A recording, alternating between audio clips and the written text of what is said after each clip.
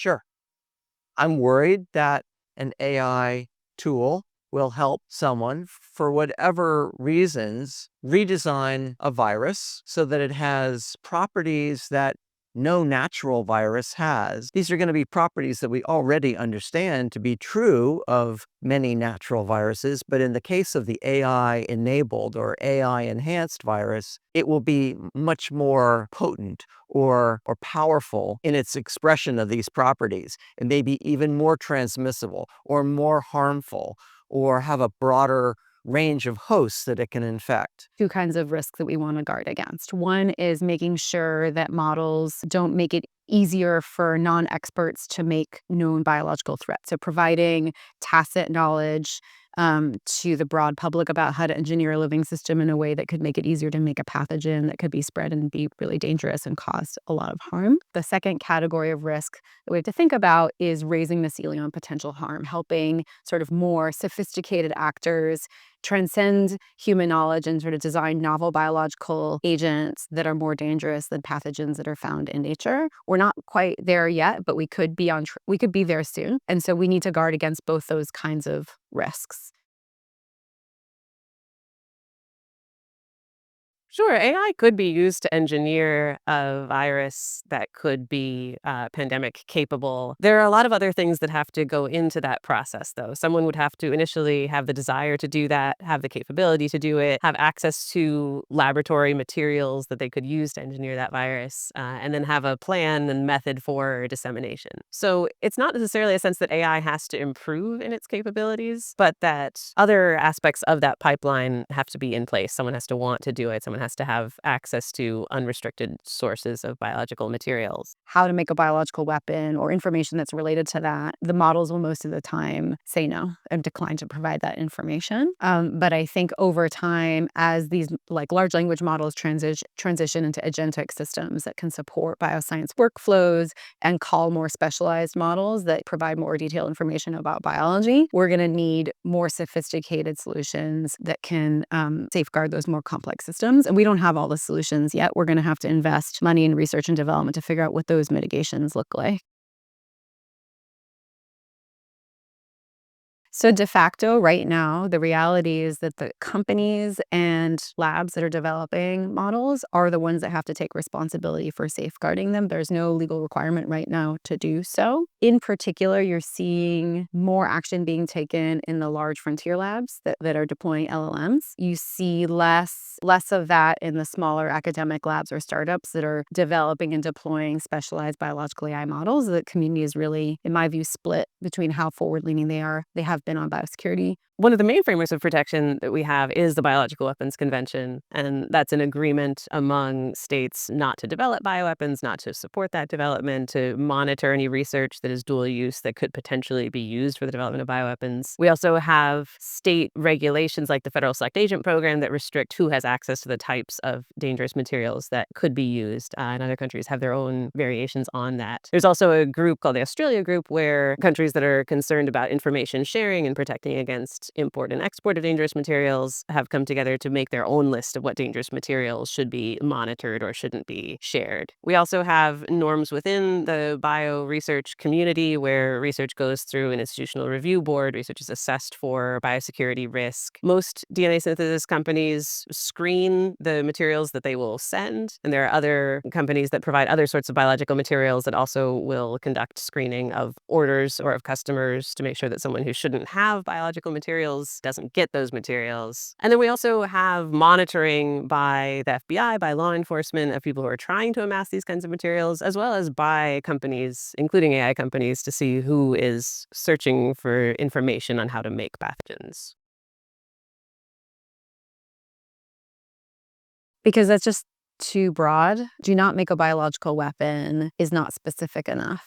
What is a biological weapon? What's not a biological weapon? Where do you draw the line on information that is like really dangerous and pertinent versus harmless and should be broadly applicable? You have to work harder to make a pretty detailed threat taxonomy and a set of rules of what the model will and will not answer. And so the AI labs have these pretty detailed threat taxonomies and rules that define their model behavior. It's not a perfect biosecurity system, but it's the taxonomies and the sort of model policies are continue to advance as the model technology advances. So one of the reasons you can't directly tell a model not to do something harmful is that the definition of what might be harmful is continually changing. So a great example of this is that the Federal Select Agent Program has a list of what viruses and what bacteria and what pathogens are harmful. And the list is kind of on the species level, where it will say anthrax, you shouldn't possess that, or Ebola, these strains, you shouldn't possess that. AI models themselves, though, allow you to design something that doesn't really neatly fit into one of those categories. It might let you take some pieces of one virus and glue them onto another. It might let you design something entirely novel. So trying to tell a model not to do something dangerous assumes that you kind of know the whole scope, or that the model knows the whole scope of what might be dangerous. And we're concerned that a sophisticated user, someone with a lot of expertise, might be able to direct the model to do something that even the model wouldn't necessarily recognize as being dangerous, and the model might not then catch it.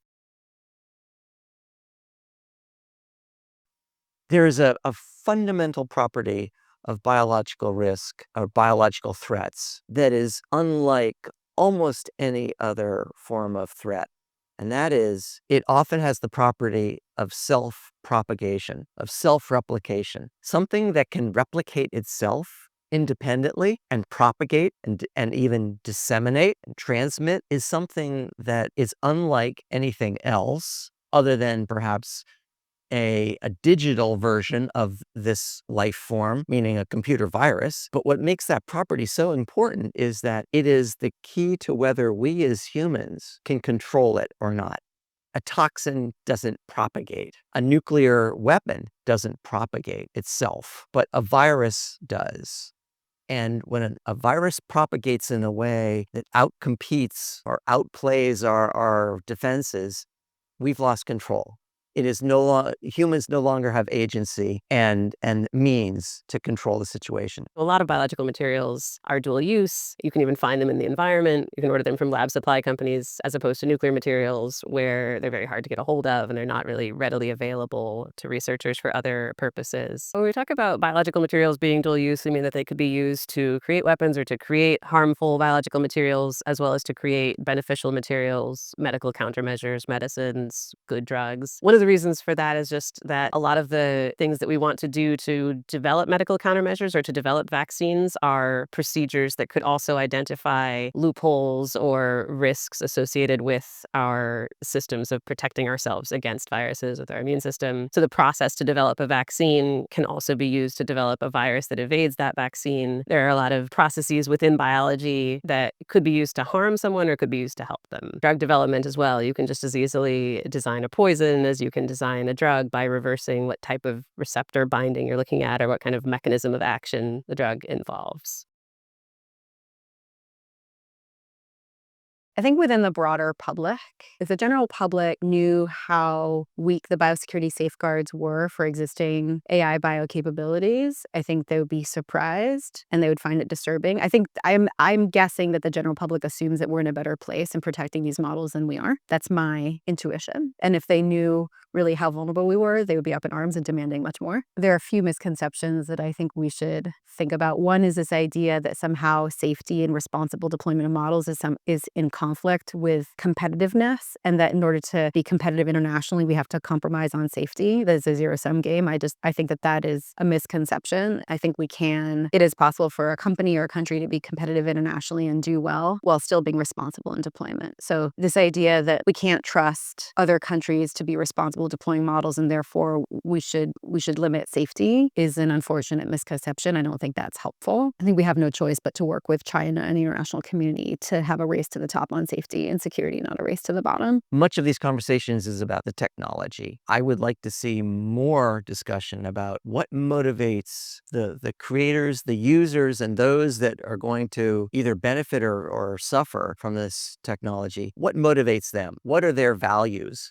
What do they most care about? And how can they be all incentivized to do the right thing? That's what's going to matter most. It's going to be not simply a question of how do we put controls into the technology. It's how do we understand and how to guide people to do the right thing.